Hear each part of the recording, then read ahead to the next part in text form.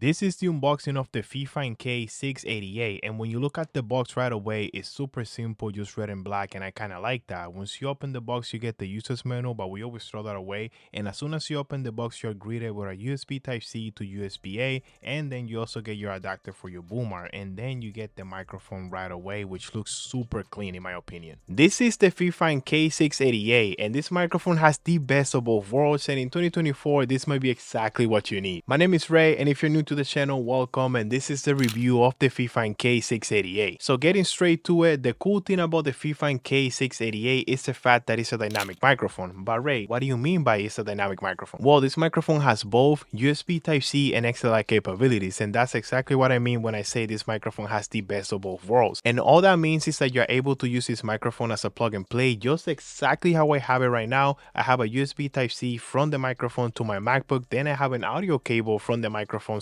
straight to my camera, and the audio sounds pretty good. You are also able to mount this microphone on a boom arm, which in my opinion is the best way to go. It looks more professional and you're able to adjust all the angles. And if you're looking for a more professional sound or something that sounds more like a popcast, you are able to use this with an audio mixer due to the XLR capability. FiFine does happen to have an audio mixer. I think it's called the SC3. It's pretty affordable. I will put a link down in the description for both the mic and the audio mixer in case you guys want to check it out. Now moving on to the build quality, this is where I was a little bit confused, and I'm gonna tell you guys what I mean right now. The microphone is an all metal build. The shock mount is attached to the microphone. That's how the microphone is presented. That's the whole design. The shock mount feels super high quality. Honestly, it does a really good job at preventing the microphone from moving. Right now we're gonna do a test so you guys see how the microphone sounds when I tap it all over the place. Okay, so this is me tapping the microphone. Let me know if you guys hear any difference. It's moving, but it's more my boom arm. The microphone itself, it doesn't really move. Now, this is the part where I was confused. The microphone looks high quality, and when you see it for the first time, that's the first thing that comes to your head. Oh, the microphone is super high quality, until you actually grab it and feel the weight of it. This microphone is light. It's a lot lighter than I thought it would be, and when something's light, it usually means that maybe some of the materials in the microphone are not the best quality. The fact that the microphone slide also has some benefits. You're able to mount it on any boom arm and there's no extra weight, so it's super convenient. If you have this microphone, I would love to know your thoughts down in the comment. Let me know what you think about the build quality and the weight of it. Now, the microphone is $72. It's not super budget, but we also need to remember that it has a USB Type-C and XLR capabilities, so I think it's right where it should be. If we look at the bottom of the microphone, you're gonna notice two different knobs. One is for the microphone itself, so you're able to adjust the gain, lower the volume or put the volume up. The other knob is for a headset or some headphones that you can put in to also adjust the volume. Then right at the bottom, you get the XLR connection, a USB Type-C as well. And if you look at the top of the microphone, there's a mute button. When I first saw it, I thought you would tap the button and it'll go all the way down and then you will know that your microphone is muted. But no, there's actually a little symbol in the middle of the button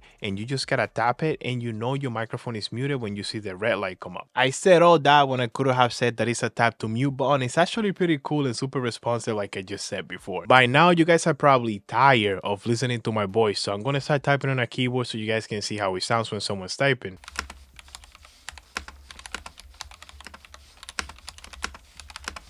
Okay, so now you guys are actually listening to the Blue Yeti. You guys already know how the k688 sounds. I've been using it the whole video. But now that you guys are listening to the Blue Yeti, I would love to know what you think about the sound. Do you think one is better than the other? Let me know that in the comments. Now we're back on the FiFine k688. I'm trying to give you guys more choices so you guys can see how the microphone sounds. Now that you guys saw how the Blue Yeti sounds, and mind you, the Blue Yeti is $129. This microphone is $72. I would love to see what you guys think. But the fact that this microphone still supports XLR is still mind-boggling for $72. In my honest opinion, I think the microphone is good for the money. It's $72. You get USB Type-C, XLR support. Mind you, it's plug and play because of the USB Type-C. And if one day you want to step your audio game a little bit more, you just buy an audio mixer and then you use the XLR and boom, your audio is instantly better. And like I said before, the only thing that might be bad a little bit is the fact that the microphone is a little bit light. But yet again, for $72, all the features that you get on this microphone, it just makes it worth to take a look at. Now, FiFine did send this microphone for me to review, but I didn't get paid. This is not sponsored. I just decided to check it out,